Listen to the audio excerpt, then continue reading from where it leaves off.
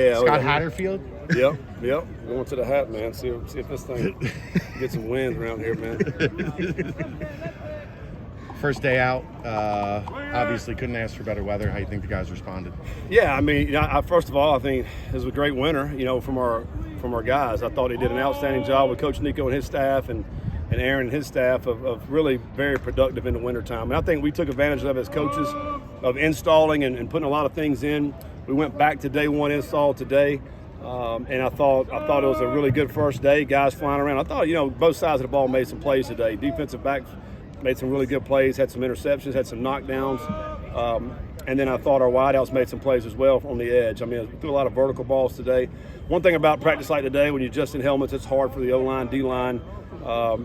And I thought he did a really good job. Nobody was on the ground. I mean, they practiced like they're supposed to practice. It was good energy out here today. And we got a lot of new guys. I mean, think about I feel like it's like this every year now. At this time of year, when you have, we had 12 new high school players and 15 transfers, and a couple guys that have switched positions. Like Logan Wilson is playing corner now. Kyle Stokes is playing corner. So we got some guys that are moved around a little bit. So some new things that have happened today, but overall it was a really good day. Was that by design, over the top as much as you went, or? Yeah, we got some new wideouts. We got to see them guys stretch the field a little bit and see if try to hit some of those balls over the top. And also when you're day one install, we don't have as much in. You can put vertical routes in day one, so I think that's part of it as well. But also to see the DBs and see how those guys are making plays also. So it's both sides of the ball. Jeff Caldwell was the guy that kind of stood out today out wide, like you mentioned. What's been your overall impression of him throughout this offseason? Yeah, number one, when he got here, he was around 191 pounds. He's around 210 now. He put on a lot of muscle. He really trained hard in the last 8 weeks, but we got to see him run around. His times are really good. He can really jump, and so now it's just about playing some football and learning what he's doing. But I thought for the first day coming out, and there was times where he made some great plays, and other times where obviously got to get it coached up. But he certainly has a lot of potential. You're talking about a guy who's close to 6'5", long arms, can jump, can run. He certainly needs to be that weapon on the outside edge for us. Gio is a true freshman, but when you look out there, he doesn't look like a true freshman. No, he doesn't. What are your impressions of him? I know it's early, but he's been very impressive. Even from the time we recruited him, he's a very serious-minded person. Coming here, his mind is on getting better and learning everything, and he's just that way every single day. He's put on a lot of weight too. He's up to about 205. He's strong. I mean, just today, just blocking out on the edge, you just see the strength that he had right there. But he also has really good hands, and he catches the ball in traffic. So I'm very impressed by Gio. I think just number one, though, is just his attitude and the way he approaches everything is very serious, like I mentioned. But he's got some skill. We're glad he's here. He's had a really good first day today, and he's the kind of player that'll keep getting better and better just because of his work ethic.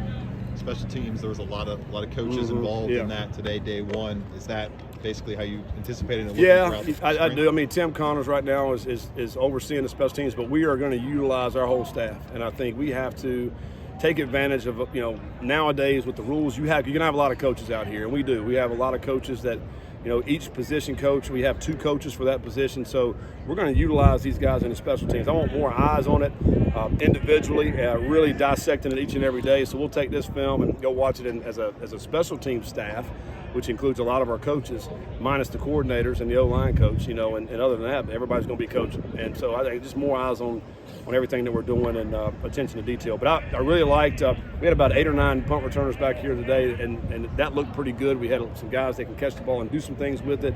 I thought Max punted the ball really good today, and I thought we kicked the ball good as well. So, we do have some new guys that are going to be in the teams, but I think these guys are going to be solid players for us. Is that a new level of emphasis that you got on special teams coaching-wise? It is. Yeah, I mean, you got to take advantage, again, using all the coaches that we have for that. Instead of one guy being in charge, let's let all the guys have some ownership in these teams. And myself is really putting a lot more onus in throughout the spring and the summer as we head to the fall camp. I mean, that's got to be a strength for us and not a weakness. And I think, as we all know, it can cost you games. And, and for us, last couple of years, really losing the field position battle in some of these games, I mean, the margins are so close. And so we got to do everything we can, obviously, to correct that. A lot of new faces in the 1s and 2s on the offensive line. How important is this spring for not only the guys, but for the coaching staff to kind of figure out what you've got? Yeah, I think we got some good young players, and so they this is going to be huge for them, these 15 practices. I mean, you feel like we got about 4 guys that we know what they can do. All right, now we got about 7 guys. We got to see what they can do. And I think these reps that we're going to be getting over the next 14 practices will be very valuable. We also got to find out who's going to be our left tackle, who's going to play there. We got about 4 guys that are battling out for that spot.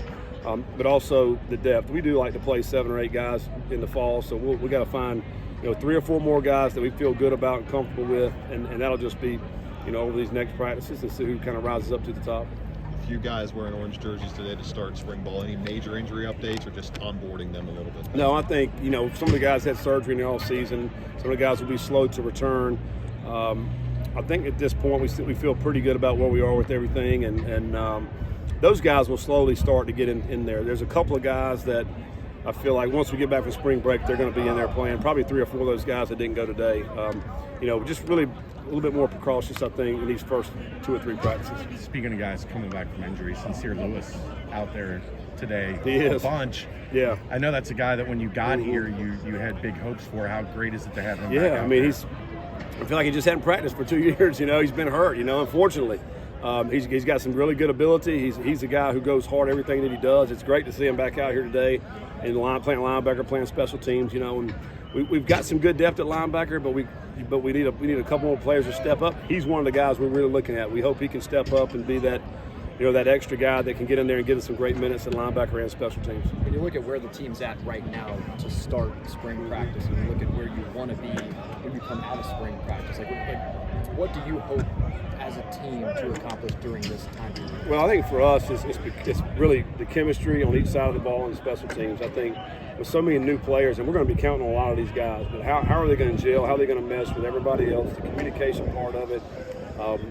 And then putting the guys in the right positions. I mean, I just think about secondary. There's several positions back there. We got to get the right guys on the field. And the same thing on offense. You look at the wide receivers. All right, what are the best spots for those wideouts? And it's an offensive line as well. So we're just really going to sort out all these positions and get the chemistry right. But I do think we got a lot of good players here. We got a lot of good talent. We got the right kind of guys with the right proper attitudes, and but those are the things we'll be looking forward to get through these practices. Got some old faces at new positions. Talked about Kai Stokes and Logan Wilson being at corner. Kind of what went into them switching to the outside? Well, I think Logan, he's played corner in the past, and he feels really comfortable out there. I think last year we just played him at the safety position. Thought we needed him there mainly. But Logan's had a great winter, leadership-wise. He's got the dog mentality is what you want, and he brings us a little bit more aggression out there at corner. And he's very athletic, and he can run. So I think it's a good spot for him. And Kai's a guy who's kind of been on special teams, but we're just trying to find a spot for him on defense where we feel like maybe he can be the best. And so we'll sort that out. We'll see how these, really probably the first couple weeks go and see if that's where we need to stay there. But we're just trying to find a spot for him to play. McDoom was in at that number 1 boundary corner spot. What are the vision for him in terms of being kind of that number 1 guy? Yeah, he's played a lot of football, in the past, and also in the return game. So looking to try to find a spot for him as far as the corner goes, to be a guy that can, we can potentially play man with, but also zone. And we'll just see how the spring goes. I mean, we got to find out what some of these guys can do. A lot of these guys, we've seen it on film, but actually on the field and what's their strengths, weaknesses, and but he's certainly a guy that's got a lot of talent, and he can run, is very quick. And he's got a lot of experience, so that's going to help him. How much does it help him going against a guy like Halsey every day? Yeah, he's given up 6-7 inches. Oh, no question. Well, and in this league, that's going to happen, And so I think it'll be great practice. It'll be, iron sharpens iron, so to speak, right there. And so that's going to be a good contest to watch all the practice. I'll tell you this, McDoom won't back down. I know that. He's just got that proper attitude you want at corner. Talk about this age of college football and how the inevitability of it is that you're going to have a lot of new faces year in and year out. Does that change the way you approach just spring period at all, or does it feel like it always has? No, I think it's certainly different. I think you have to feel like there's a connection on your football team. You have to have great chemistry. Football is a sport that is not any one player. I mean, you have to play as a team, and how connected can you be? So that's been intentional for us this off season. About being connected, and now it's about the communication on the field between position groups. You have to know what the other person beside you is doing in order to do your job, and so I think it is a different approach. At the same time, though, it is it's 11 guys playing football, offense, defense, and special teams. But how well can they communicate, and how well can they play for each other? Thanks, Coach. All right, thanks, guys. Coach. Thank you.